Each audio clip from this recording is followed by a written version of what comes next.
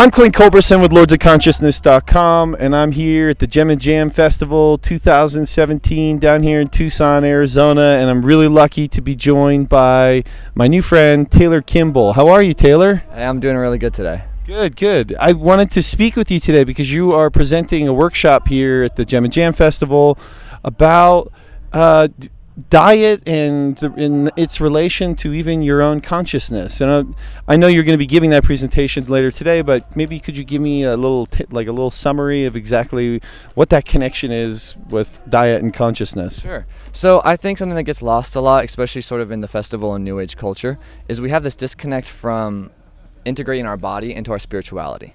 So you'll talk to people like, oh, I can transmute food and this and that. And it's like, well, let's acknowledge the reality that we do have a physical existence and we are here. And we need to integrate that aspect without just going straight to the crown chakra. We do have these lower chakras that need to be a part of our experience. So a lot of the ancient traditions, Buddhism, Hinduism, different pathways, have all acknowledged that the food you eat affects your mind and in turn affects your consciousness. Because we are multidimensional beings, and in being so, we have these different bodies, emotional, physical, spiritual, mental, and they're all interconnected and they all interrelate. So what you're feeding the physical body has a vibration and in turn affects your more subtle vibrational bodies. Yeah, it makes a lot of sense. It makes, complete sense. As above, so below, inner, outer, the whole deal. So many of us, though, have been born into a culture where you've had to kind of fight to gain education in terms of what's good for us and what's not. And in so doing, we all kind of came and figured out that the mainstream diet that we've been given and what's found in our grocery stores isn't really always always our friends, right? What would you tell someone, though, who understands that but is still having trouble making that leap of making those right decisions, to stop those kind of addictive behaviors of the foods we've always been used to?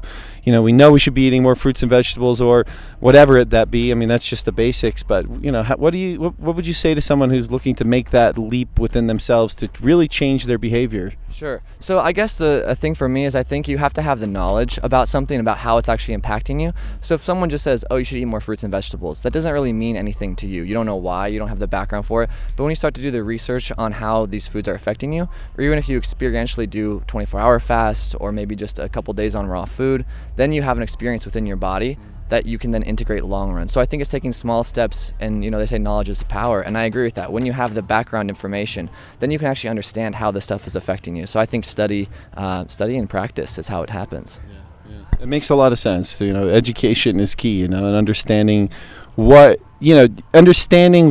is the big picture of things, what the problems are and what the potential solutions are, gives you your best avenue to figure out your best path in your life. And again, not everyone's diet is the same, right? We're all built differently, correct? Yeah, I would say, there's definitely the aspect of individualizing the diet, but I think a lot of times when I see people say, oh, I need more protein or I need meat, there's actually a lot of new science coming out that says that that's not actually true. If you look at our digestive systems, if you look at the structure of our teeth, if you look at different issues that come from eating lots of meat and lots of dairy, I think most times this comes from people's addictions to those things and not having the education and the knowledge of how to eat in an intelligent way. So we are all different, and you need to individualize. Some people need more fat, some people need more carbs. There's that aspect, but I think most people would thrive on a majority plant-based diet.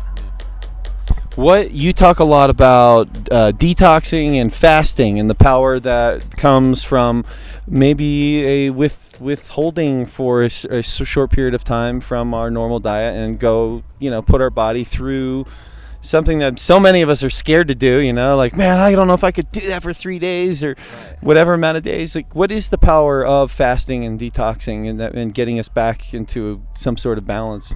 Well, so you have to have some background, I guess, understanding this. To me, the body is a self-regulating system. It's a self-healing system. You can look online, and there's plenty of people who've healed themselves from cancer and other various chronic illnesses through cleansing diets, which the raw food diet, veganism, live food eating is that kind of diet. So, I think in a sense, we just have to step into it and start to experience it to really see. But on the more physical level, it's just letting all those toxins release from the body and clearing out. So you get, if maybe you're mentally foggy or you're lethargic or you've got a lot of inflammation, when you remove those foods from your body, then you can experience what it's like to actually cultivate health. On a subtle level, from the yogic perspective, we have the 72,000 nadis, or chi channels, from a Taoist perspective. And when you're fasting, that actually opens up and starts to flow. So if you're looking at it from a more subtle way, fasting and detoxing is a means to open the channels of chi, and then further to allow the kundalini to flow. Beautiful, beautiful, man. Thank you, Taylor. I really appreciate you joining me. I really wanted to kind of get your perspective of what you're going to be sharing in the workshop this weekend. And you speak, and you've spoken at other events too. What if you were taking a message to the world, in a sense, with a lot of the teaching opportunities you have, how would you summarize it? I guess we are multidimensional beings. We're all here in this together, and so when we uplift ourselves, we ultimately uplift everyone else. And this process of transformation doesn't happen overnight, so we need to address all the aspects that we have in order to uplift each other and the vibration of the world. Beautiful. Thank you, man. I really appreciate you joining me. Absolutely.